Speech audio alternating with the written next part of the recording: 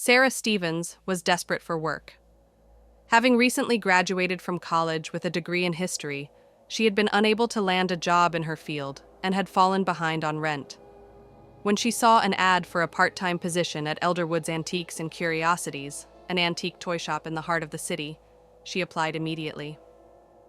The store was small, tucked between two larger buildings, with windows that were always covered in a film of dust, making it difficult to see inside. The scent of wood and aged fabric permeated the air when Sarah first walked through the door for her interview.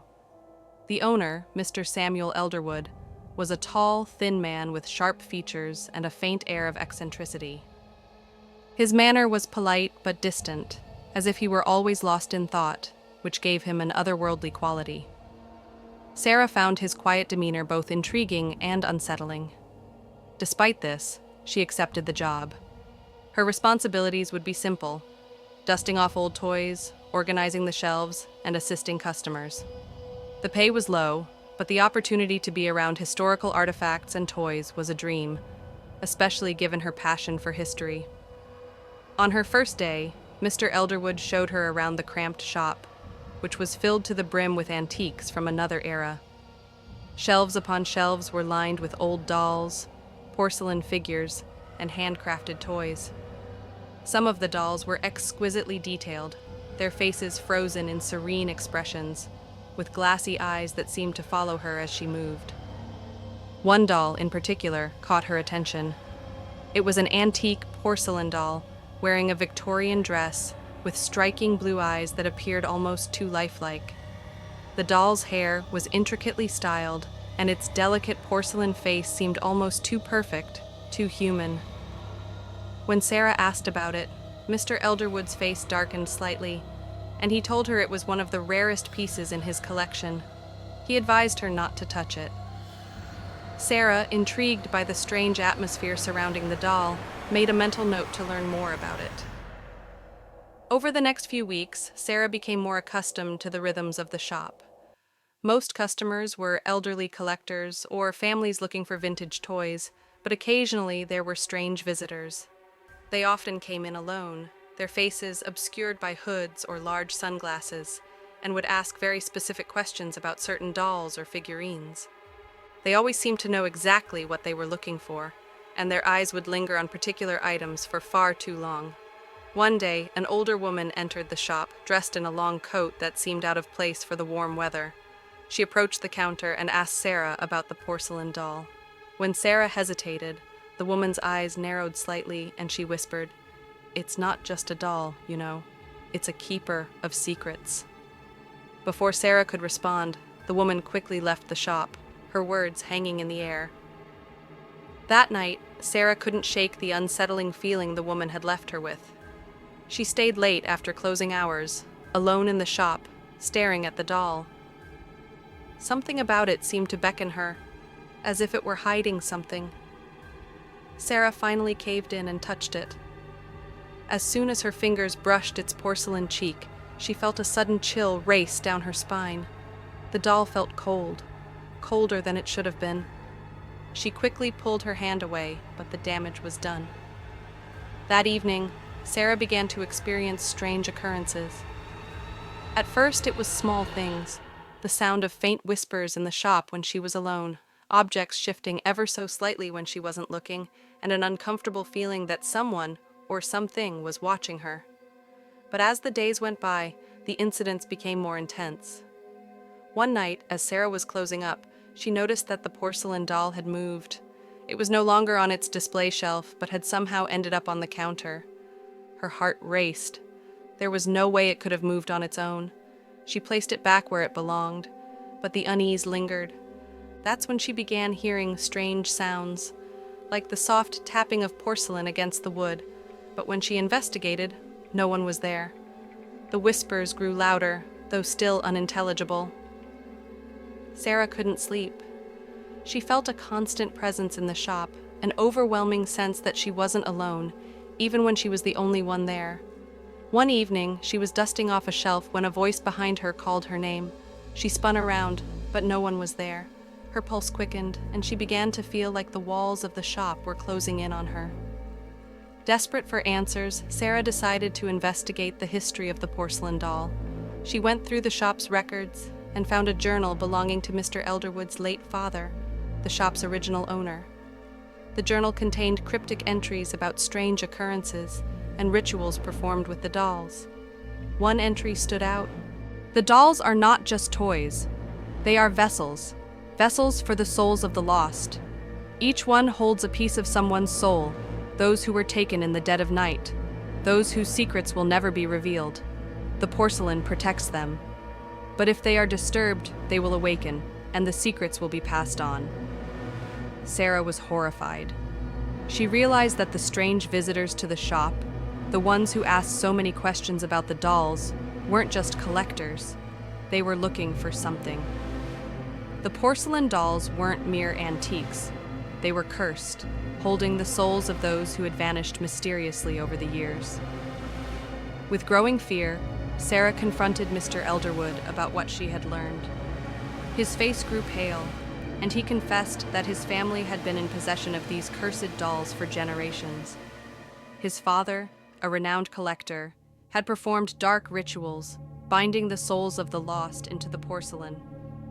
He had always known about the curse, but had hoped to keep it hidden. "Those who disturb them awaken something," Mr. Elderwood said softly, his eyes filled with regret. "You've touched the doll, haven't you?" Sarah nodded, her stomach sinking. The whispers grew louder, more insistent. The dolls, it seemed, were now aware of her presence, and they wanted something in return. That night, Sarah could no longer stay in the shop. She fled, unable to shake the feeling that the dolls were following her, their eyes watching her every move. She moved far away from the city and tried to forget about Elderwood's shop, but the nightmares never stopped. The porcelain doll, its face forever serene, had found a new owner, her. The nightmares began soon after Sarah's encounter with Mr. Elderwood. Every night, as soon as she closed her eyes, she saw the doll's face, its blue eyes staring at her, silently accusing her. The dream would always begin in the antique shop, with Sarah alone in the dark, surrounded by dolls. They would all be staring at her, their glassy eyes following her every move, whispering her name. Each night, the dreams grew more intense. Sometimes she would wake up in a cold sweat, her heart pounding in her chest. Other times she would find herself walking into the shop in her sleep, drawn by an unseen force. It was as if the dolls were calling to her, pulling her back. One particularly vivid dream left her shaken. In the dream, Sarah was holding the porcelain doll in her hands. The doll's eyes began to change, turning from blue to a dark, almost black shade. The porcelain felt warm, almost alive, as if the doll were breathing. And then it spoke. "Let me out," it whispered, its voice faint but unmistakable. "Let me out, and the secrets will be revealed."